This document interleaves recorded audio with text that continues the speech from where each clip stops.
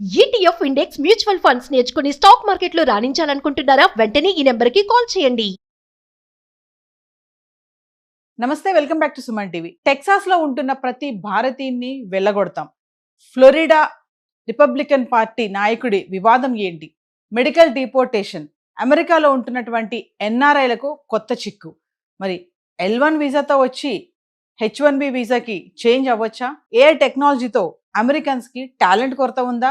H1B visa fee పెంచిన తగ్గని demand, USA versus Indians. మరి వీటన్నిటిపైన ఒక క్లారిటీ ఇవ్వడానికి ఈరోజు మనతో పాటు ఉన్నారు special guest, founder and chairman of global Telangana association నుంచి విశ్వేశ్వర రెడ్డి గారు. నమస్తే సార్. నమస్కారం సార్, అమెరికాలో ఉంటున్నటువంటి ఎన్ఆర్ఐలకి ఇప్పుడు కొత్త చిక్కు వచ్చి పడింది అంటున్నారు. ఈ మెడికల్ డిపోర్టేషన్ అంటున్నారు కదా, ఏంటి సార్ అసలు? యూజువల్గా ఎలా ఉంటుందంటే, మనకు గ్రీన్ కార్డ్ ప్రాసెస్ అయ్యేటప్పుడు కానీ ఇంతకంటే H1B ప్రాసెస్ అయ్యేటప్పుడు కూడా ఏంటంటే మెడికల్ బ్యాక్గ్రౌండ్ చెక్ చేస్తుంటారు. ఎస్పెషల్లీ గ్రీన్ కార్డ్ ఇచ్చే ముందు మాత్రం తప్పకుండా మనకు మెడికల్ డాక్టర్ దగ్గరికి వెళ్ళి ఒక రిపోర్ట్ తీసుకురమ్మని చెప్తారు. ఆ రిపోర్ట్ను 485 అప్పుడు అడ్జస్ట్మెంట్ ఆఫ్ స్టేటస్, అంటే గ్రీన్ కార్డ్ ప్రాసెస్లో పర్ము 140 485 ఉన్నప్పుడు 485 easy basically adjustment of status. ఆ టైంలో మెడికల్ రికార్డ్స్ చెక్ చేస్తారు. తర్వాత బ్యాక్గ్రౌండ్ చెక్ చేసుకుంటారు, వాళ్ళ హెల్త్ ఏమైనా కండిషన్స్ ఉన్నాయా, అంటే ఇది గ్రీన్ కార్డ్ ఇవ్వడానికంటే ముందు జరుగుతుంది. సో అక్కడ ఏదైనా కన్సర్న్స్ ఉండి దాని మేజర్గా ఇంపాక్ట్ ఉంటుంది అనుకుంటే దాని రకంగా యాక్ట్ చేస్తారు. అప్పుడు గ్రీన్ కార్డ్ క్యాన్సిల్ చేయడం కానీ, గ్రీన్ కార్డు రిలేటెడ్ ప్రాసెస్ని ఆపేయడం కానీ ఉంటుంది. అంటే ప్రాపర్ మెడికల్ రికార్డ్స్ లేవనుకోండి, మేజర్ కన్సర్న్స్ ఉంటే గ్రీన్ కార్డ్ ఇవ్వరు. సో కాకపోతే 98% ఇండియన్స్కి ఏమి ఇబ్బంది ఉండదు. ఈ ఇండియన్స్ పీపుల్ చాలా అంటే హెల్తీ కాన్షియస్ పీపుల్ కదా, సో పెద్ద దాని మీద ఇష్యూ లేదు. కానీ జనరల్ సెట్టింగ్ ఇన్ మెక్సికో వాళ్ళైతే మనలాగా అంత లాంగ్ ఏజ్ సర్వైవబిలిటీ ఉండదు. సో అక్కడ కొంచెం కన్సర్న్స్ ఉన్నాయి. బట్ ఓవరాల్గా పిక్చర్గా చూస్తే ఇమిగ్రేషన్లో గ్రీన్ కార్డ్ ప్రాసెస్లో ఎక్కువ మేజర్ ఈ చూస్తారు మెడికల్ రికార్డ్స్ రెగ్యులర్గా కూడా చూస్తుంటారు. ఇప్పుడు కాకపోతే ఏంటంటే వాళ్ళకి బ్యాక్గ్రౌండ్ చెక్ అని అంటారు కదా, ఆ బ్యాక్గ్రౌండ్ చెక్లో భాగంగా చాలా చెక్స్ చేస్తున్నారు.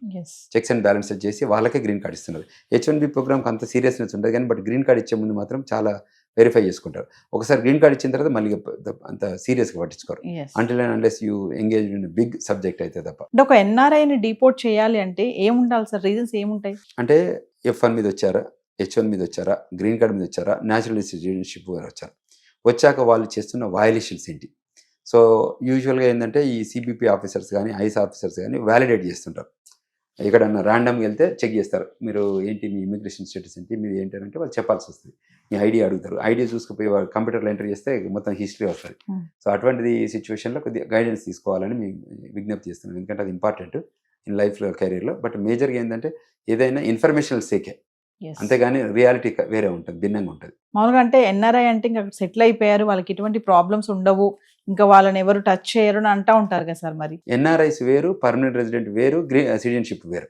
అంటే అందులో వేరియస్ పీపుల్. కంట్రీకి కొత్తగా వచ్చిన వాళ్ళకి ఒక రకంగా ఉంటుంది ఐడియాలజీ. కంట్రీకి వచ్చాక కొద్ది రోజులకి గ్రీన్ కార్డ్ వస్తుంది, వేరే ఐడియా ఉంటుంది. కంట్రీకి వచ్చాక గ్రీన్ కార్డ్ వచ్చాక సిటిజన్షిప్ అప్లై చేసుకుంటారు, వాళ్ళకి వేరే ఐడియాలజీ ఉంటుంది. సో అందులో ఎక్కడ వాళ్ళు ఫిట్ అవుతారు అన్న దాన్ని బట్టి వాళ్ళు యాక్ట్ చేస్తుంటారు. సో మనం వాళ్ళకే ప్రాపర్ గైడెన్స్ ఇచ్చి, అమ్మ మీరు ఈ స్టేటస్లో ఉన్నారు, మీకు ఇంత ఫ్యూచర్ ఉంది అది చెప్తే వాళ్ళు కూడా వింటారు. It's not major in drug dealing, it's not major in human బాడీలో ఇంజురీ, అటువంటివి కావు కదా. సో అది పెద్ద ఇష్యూ కాదు. ట్రంప్ ప్రెసిడెంట్ తీసుకునే కొన్ని డెసిషన్స్ ఉన్నాయి కదా సార్, ఎప్పటికప్పుడు మారుతూ ఉంటాయి. మరి వాటి వల్ల కూడా వీళ్ళకి ఏమైనా ప్రాబ్లమ్స్ ఉంటాయా ఎన్ఆర్ఐస్కి? యూజువల్గానైతే ఎగ్జిక్యూటివ్ ఆర్డర్స్ తీసుకుంటారు. ఎన్ఆర్ఐస్ స్పెసిఫిక్గా ఇండియన్స్లలో కూడా స్పెసిఫిక్గా తెలంగాణ వాళ్ళకి ఒక మేజర్ వేరే కన్సర్న్స్ ఉంటాయి. సో అవి అడ్రస్ చేస్తుంటారు తప్ప గ్లోబల్ ఇష్యూస్ అని తీసుకొచ్చి హైదరాబాద్లో పెట్టరు.